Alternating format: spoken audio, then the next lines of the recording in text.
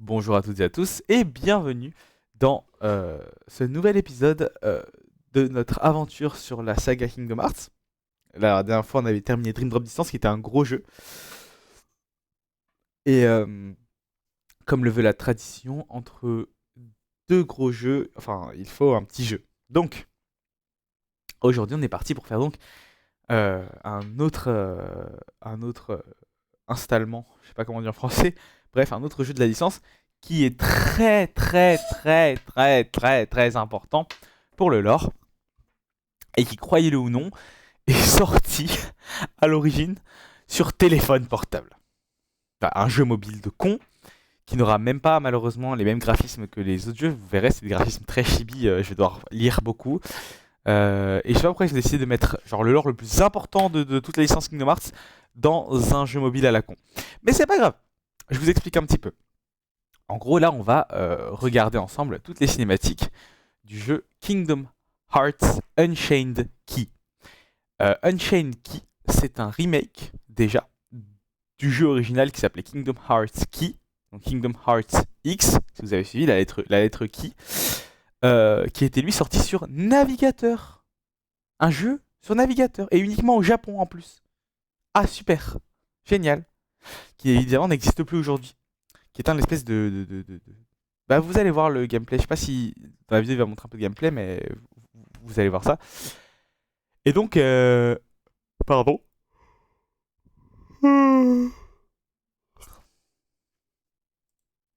C'est un jeu plutôt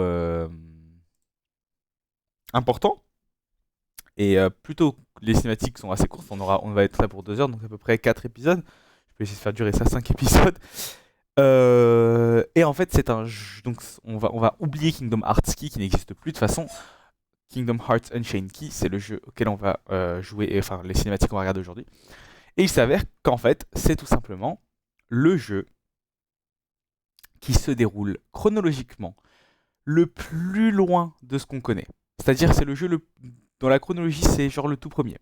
Tout premier, tout premier. Vous savez, plusieurs fois dans l'histoire de Kingdom Hearts, on nous raconte cette légende. La grand-mère de Kairi, notamment, elle raconte cette histoire sur les gens que tous les mondes étaient unis avant et que la lumière a baigné le monde et que les ténèbres sont nées, que les gens se sont battus, ce qui donc a créé la guerre des Keyblades, ça on le sait grâce à Xehanort, et qu'ensuite les mondes se sont fracturés, etc. Et quand il parle de cette histoire, il se réfère à une appellation qu'on appelle l'âge des contes de fées, The Age of Fairy Tales. Et donc, le jeu auquel on va jouer, qui est le plus ancien, se déroule pendant cet âge-là. Donc il y a vraiment très longtemps. On parle pas de 10 ans. Alors c'est pas précis. Je peux pas vous dire comme avec Burst of Sleep ça se passe 10 ans avant. Non, là, on parle de il y a très longtemps. Il y a très très longtemps. Donc encore plus avant que Burst of Sleep. Voilà. Mais très important ce jeu. Donc on va pas perdre plus de temps. Mais je vous le dis les gars, on se rapproche très très vite de Kingdom Hearts 3. Là ça, en ce qui me concerne, cette semaine, je pense que je commence KH3 au rythme auquel je vais. Donc c'est un peu fou. C'est un peu fou, ça fait tellement longtemps que j'attends ça. Bref, je vais pas maintenant que je vais être sentimental parce qu'on a encore quelques jeux quand même, des petits jeux, hein, je vous rassure. Mais ouais, bah ouais, on est parti. Allez. Alors oui, je voulais remercier Livel qui est un vidéaste français qui fait que du Kingdom Hearts et qui a eu la gentillesse de compiler toutes les cinématiques de ce jeu mobile et de les traduire en français, car Kingdom Hearts Unchained Key n'est pas en français. Voilà, il est en anglais, on pouvait le télécharger. Maintenant, on peut plus le télécharger sur l'App Store, quoi, mais on pouvait à un moment. J'y ai d'ailleurs joué. À l'époque, j'y ai joué. J'y jouais à chaque fois qu'il y avait une update, parce que oui, du coup, l'histoire avance par update, un peu à la manière d'un Genshin Impact ou d'un Honkai Star Rail, voilà, vous connaissez, les gacha games comme ça. Donc voilà.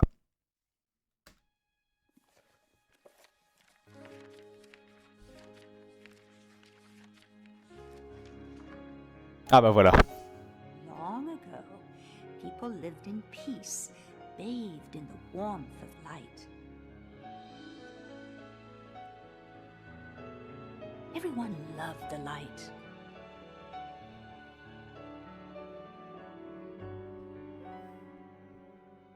then people began to fight over it. They wanted to keep it for themselves. And darkness was born in their hearts.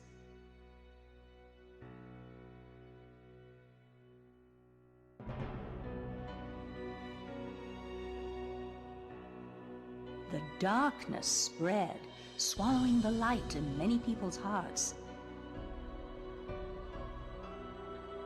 It covered everything, and the world disappeared.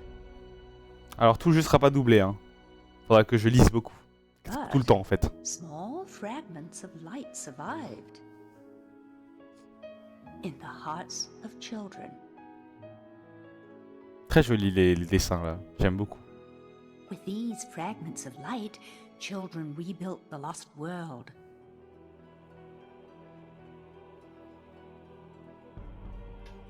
It's the world we live in now.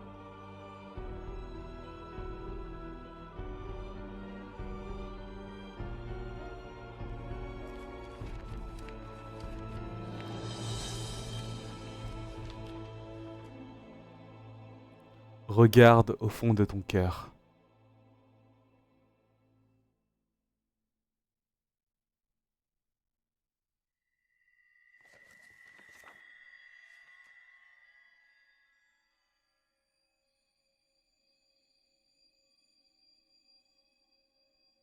C'est ici que commence ton voyage.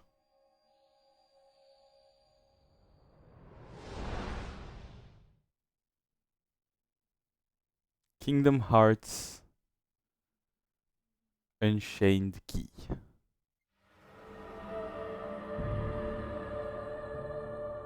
Alors, je vais vous apporter une petite précision. Déjà, pourquoi j'ai l'impression que ça saccade de ouf là. Je suis sur YouTube ou... Ça ira, écoutez. Il faut savoir que c'est un jeu où on peut créer son personnage. Voilà. Ça veut pas dire qu'il n'existe pas vraiment ou qu'il n'est pas canon, c'est juste que on peut le créer, donc voilà. Mais on l'appellera player. On l'appellera player parce que voilà, on va pas lui donner de nom. Et donc, lorsqu'on crée son personnage, il faut qu'on choisisse, ils vont le dire de toute façon.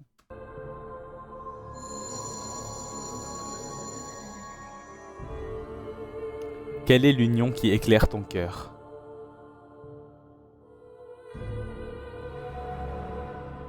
Voilà, il faut choisir ce qu'on appelle une union. Qu'est-ce que c'est? On va voir.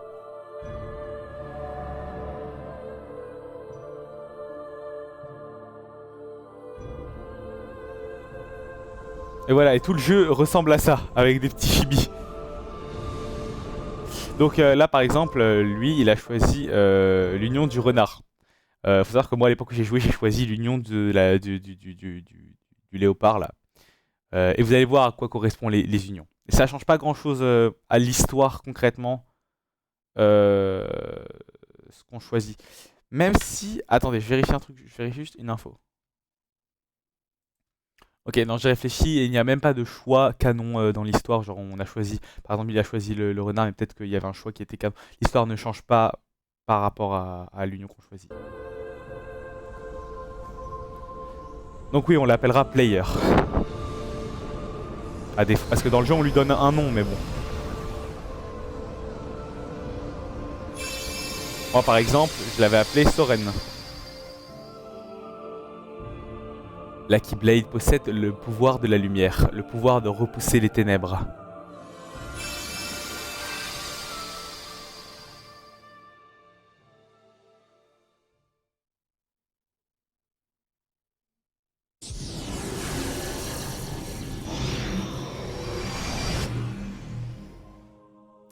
Tu as réussi à utiliser le pouvoir de la Keyblade.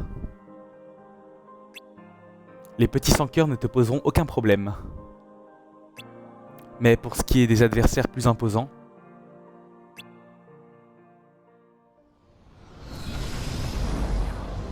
Alors, quelle est cette ville? On ne la connaît pas. On dirait le jardin radieux, mais pas vraiment. Tu devras t'allier avec ceux qui partagent ta vision du monde, tes idéaux. Ah, il y a plein de porteurs de Keyblade. C'était donc certainement pas un secret à l'époque. Tes amis seront ta force. La la la la la la la la la la. Bon, le jeu a pas super bien vieilli, mais bon. C'est l'histoire qui est très intéressante en vrai. Parce que l'histoire de ce jeu est vraiment intéressante pour le coup. Ça, y a pas à chier.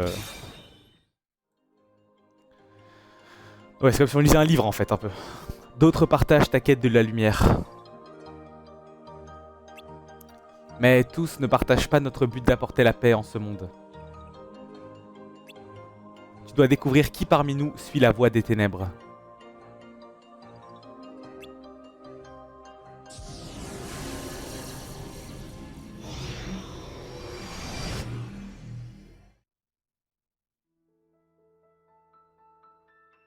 Ça fait peur, hein, mais pour une première fois, tu t'en sors. Tu t'en es plutôt bien tiré. Tu m'as l'air un peu perdu, laisse-moi te faire un topo. Ta quête de la lumière a fait de toi le candidat idéal pour recevoir une Keyblade. Qui es-tu? Juste. Les ténèbres se propagent et c'est à toi qu'il incombe de les repousser. Encore, on est stagiaire, quoi. Enfin, on est devenu... De récupérer de la lumière et de fil en aiguille... Pardon, j'ai pas lu. On vient d'entrer dans le métier. De sauver le monde. La créature des ténèbres que tu viens de vaincre est ce qu'on appelle un sans-cœur. Les sans-cœurs parcourent le monde à la recherche de cœurs. Ah, donc c'est... Bah déjà, ça veut dire que même si dans le présent, c'est l'apprenti Xehanort qui a découvert les sans-cœurs en faisant les expériences, ça existait déjà à l'époque. Tout en répandant les ténèbres sur leur passage. Seule la Keyblade a le pouvoir de les arrêter. J'espère que je ne t'ai pas perdu. Bref, on m'a confié la mission de veiller sur un nouveau porteur de Keyblade, toi. Je m'appelle Charity. Je serai à tes côtés tout au long du chemin pour t'apprendre tout ce que tu dois savoir. Ravi de faire ta connaissance. Pour l'instant, cette Keyblade est encore toute jeune, comme toi. Pour révéler son vrai pouvoir, tu auras besoin de fragments. Ce sont des médailles spéciales que tu peux incruster dans ta Keyblade. Oui, bon, ça c'est des trucs de gameplay. Je sais, ça fait beaucoup d'un coup. Alors pourquoi ne pas profiter des 100 cœurs du coin pour te faire la main?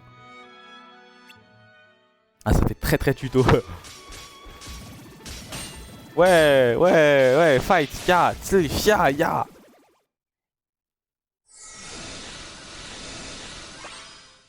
Waouh. J'imagine que tu dois être tout chamboulé, mais les ténèbres n'attendent pas.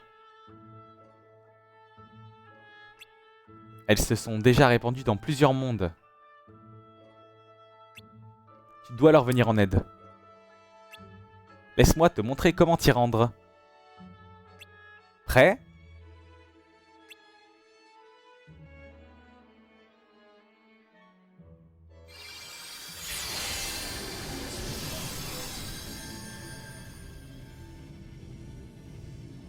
Ah, donc il peut juste ouvrir des... Elles sont boostées les Keyblades de l'époque, hein. Le premier monde que nous visitâmes fut le royaume champêtre de la forêt des nains. Alors ce serait bizarre qu'il y ait des nains du coup. Ce serait pas trop... Ah, quoique, le monde a son propre temps, I guess. Nous y fîmes la connaissance de Prof, un nain qui nous demanda de l'aide pour retrouver ses amis. Ah, c'est cool, il skip les mondes... Enfin, il résume les mondes Disney. Joyeux. Grincheux, dormeur. Hachoum, simplet. Du coup là, ils ont pas besoin de vaisseau Gummy parce que tous les mondes ne forment qu'un.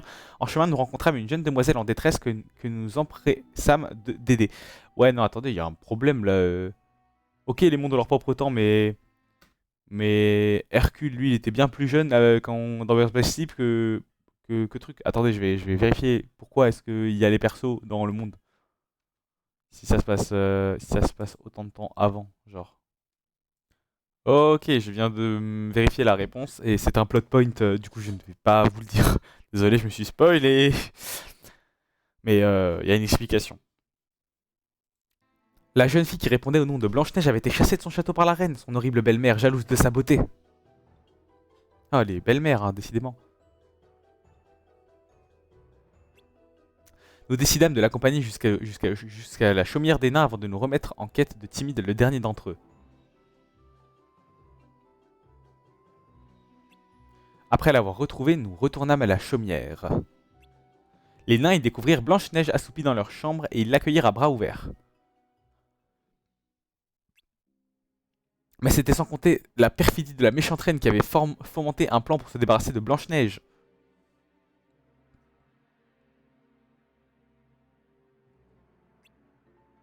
Sous l'apparence d'une vieille femme, elle offrit à Blanche-Neige une pomme empoisonnée qui plongea la princesse dans un profond sommeil.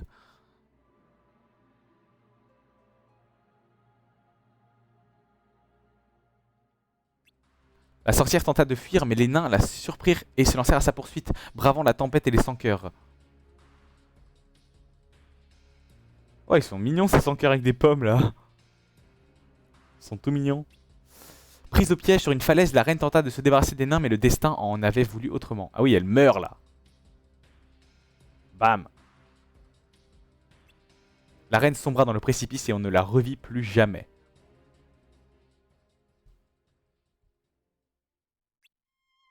Mais Blanche-Neige ne se réveilla pas, tout semblait perdu. Oh non.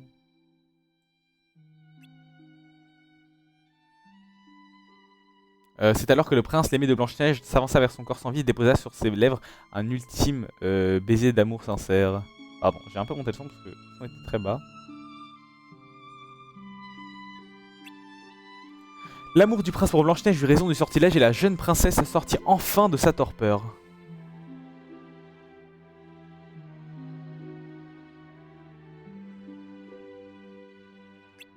Tout était bien, il était temps pour nous de quitter la forêt des nains. Et oui, en plus tout à l'heure j'ai dit un truc avec le temps qui fonctionne différemment dans le monde, mais en fait là ça n'a pas lieu d'être puisque le monde n'a pas été séparé, c'est toujours un seul grand monde unifié. La ville dans laquelle on est fait juste partie de ce monde. Le monde n'était que pure ténèbres. Quoi? Qu'est-ce que vous dites?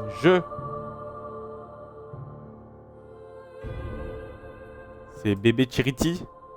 Mais à ma naissance, j'ai découvert un monde radieux baignant dans une douce lumière. Ah, tu me racontes ta vie, ok. Pourquoi pas, hein.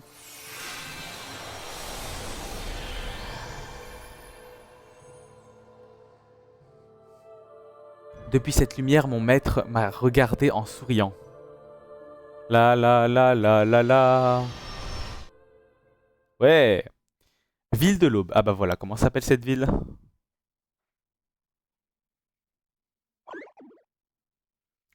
Tu m'as l'air de bien t'en sortir. Ta ta ta. Ah, il sourit, mignon. Et ça te va bien en plus. Il est chou. Il est temps pour toi d'apprendre comment tout a commencé. Ah bah oui, je veux bien. Je veux bien. Alors, avant de disparaître, mon créateur donna à ses 6 apprentis de nouveaux noms et confia à 5 d'entre eux les oracles, un exemplaire du livre des prophéties. Le livre des prophéties, on en a entendu parler par Maléfique. Lorsqu'ils le lirent, les 5 furent dévastés par ces derniers mots.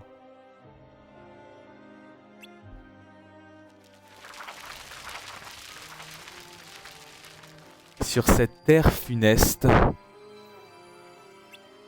une guerre éclatera. Les ténèbres vaincront et la lumière s'éteindra. Je rappelle juste le contexte. Ils décidèrent d'utiliser les pouvoirs du livre.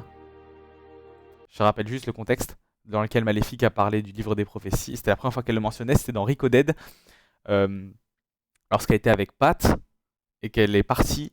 Qu'elle a essayé de s'emparer du monde des données. Puis après, on l'a niqué. Enfin, bref, elle est partie.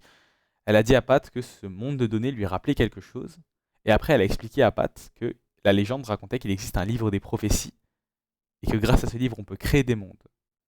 Et qu'elle aimerait bien s'en emparer. Et c'est la seule mention. C'est la seule mention. Et en fait, ça teasait ce jeu-là. Voilà. Alors on va en apprendre plus, vous en faites pas. J'ai peur que vous soyez perdus, mais pour l'instant, c'est normal. Ils décidèrent d'utiliser les pouvoirs du livre afin d'empêcher la prophétie de se réaliser. C'est de là que viennent les médailles dont tu te sers.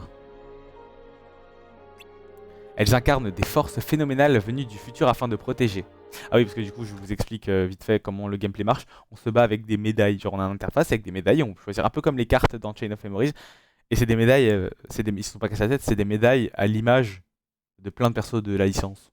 Donc pour justifier ça, ils disent que ces des médailles viennent de ce livre. Et comme ce livre dépeint des événements du futur, ça justifie que ils peuvent que le système de médailles soit basé sur des persos qui n'existent pas encore. Voilà, bon.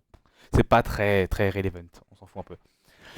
Elles incarnent des forces phénoménales venues du futur afin de protéger la lumière et de préserver le monde des ténèbres inéluctables. J'espère que vous aimez lecture avec Sirio. Quant aux oracles, s'ils partagent le même but, du coup chaque oracle est lié à une union, vous aurez compris grâce à leur masque. Ils ne suivent pas tous la même voie. Ne perds pas de vue la tienne, d'accord? Et on en a vu un tout à l'heure qui nous a parlé, c'était justement l'oracle de l'union du renard, celui que le joueur a choisi. J'ai une petite faveur à te demander. Tu sais à quoi ressemblent les 100 cœurs boules noires, n'est-ce pas? Les 100 cœurs boules noires, ok. Tu veux bien les éliminer, s'il te plaît?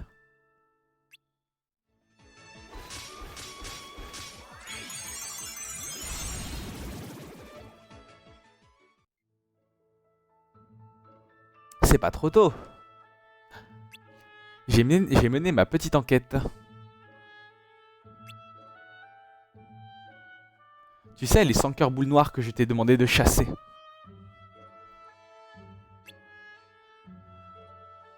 Comme je m'en doutais, ils ne viennent pas de ce monde. Ça veut dire qu'un autre monde a été envahi par les ténèbres.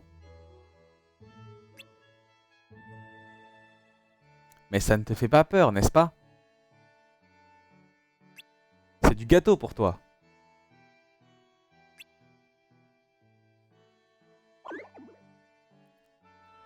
J'aime mieux ça.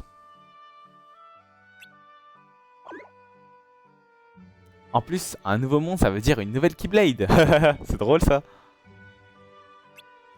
Je sais pas si vous l'avez déjà expliqué. Les choses ne vont faire qu'empirer. La justification, on ne peut pas se permettre de tirer au flanc. La justification pour laquelle les Keyblades peuvent changer, c'est parce qu'en fait on change leur porte-clés. Tu es prêt? Alors brandis ta Keyblade et ça change leur look. C'est cool, j'aime bien l'idée. En route vers un nouveau monde.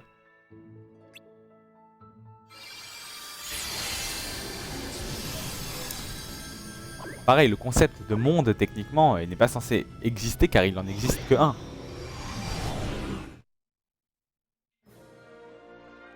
Ce nouveau monde s'appelait le Colisée de l'Olympe. Nous y fîmes la rencontre d'un satyre nommé Phil, d'un demi-dieu nommé Hercule. Eh, dans Dream Drop Distance, il n'y avait pas le Colisée de l'Olympe, c'est une première. Et d'un garçon à l'air farouche nommé Cloud. Yo, Cloud! Les tournois étaient légion dans ce monde et nous fûmes amenés à affronter Cloud au cours de l'un d'entre eux.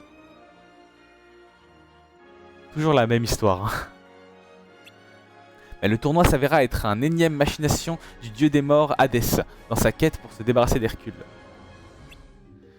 Hadès emmena Cloud avec lui aux enfers, il lança son chien de garde Cerbère à nos trousses, mais nous sortîmes victorieux de ce combat.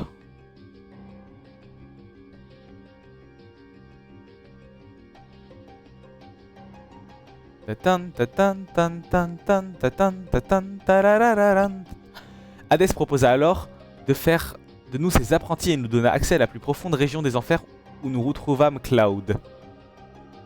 La plume de Sephiroth.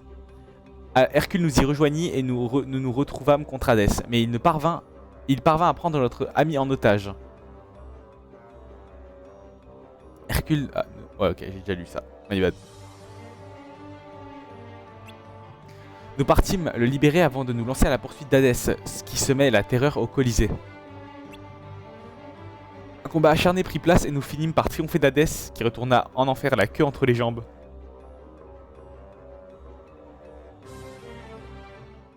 Ouais. Ce monde désormais hors de danger, il était temps pour nous de quitter le Colisée d'Olympe. Oh, ça va vite, hein? Encore plus vite que Burst by Sleep.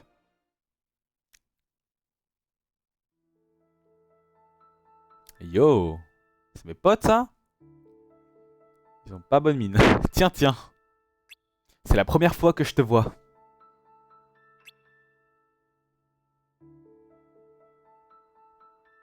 Tu es au courant? On a repéré une nouvelle espèce de sans-cœur en ville. Les sans-cœurs cubes noirs, c'est ça? Ils n'ont pas l'air tendres. On pensait se séparer pour couvrir plus de terrain. Tu veux nous donner un coup de main? Rendez-vous ici quand tu auras fini ta part.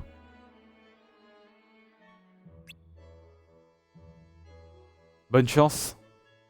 Donc ça doit être des gens de mon union, je suppose. Genre en mode maison Gryffondor.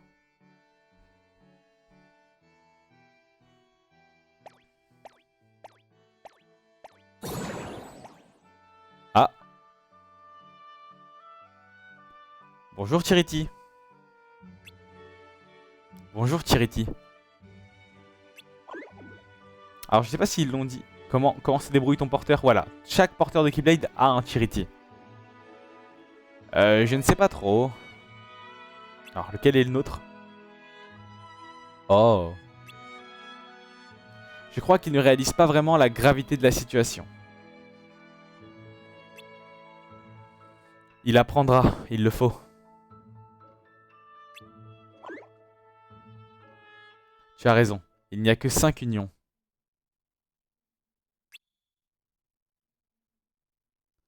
Nous ne pouvons pas nous permettre d'en perdre une. Oh, il y a peu de musique et tout. C'est pourquoi nous devons croire en nos porteurs. Et en leur progrès. J'espère que je vais lire assez bien. Hein. Excusez-moi, je vais essayer de le moins bafouiller possible. On est allé se taper avec les 100 cœurs boulettes là? Ouais, c'est ça, à peu près. Salut Thierry, tu en es rentré? Il ne viendra pas. Mais il t'a laissé un message. Qui ça? Désolé de ne pas avoir tenu ma promesse. C'est tout, je dois filer. De qui tu parles?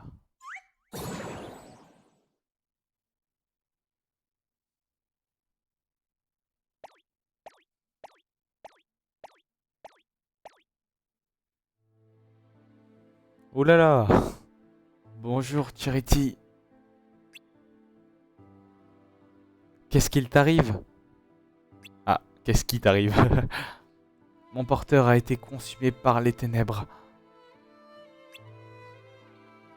Oh.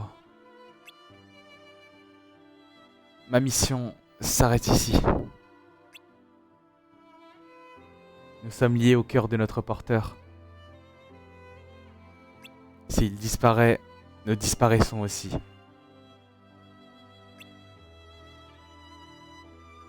Oui.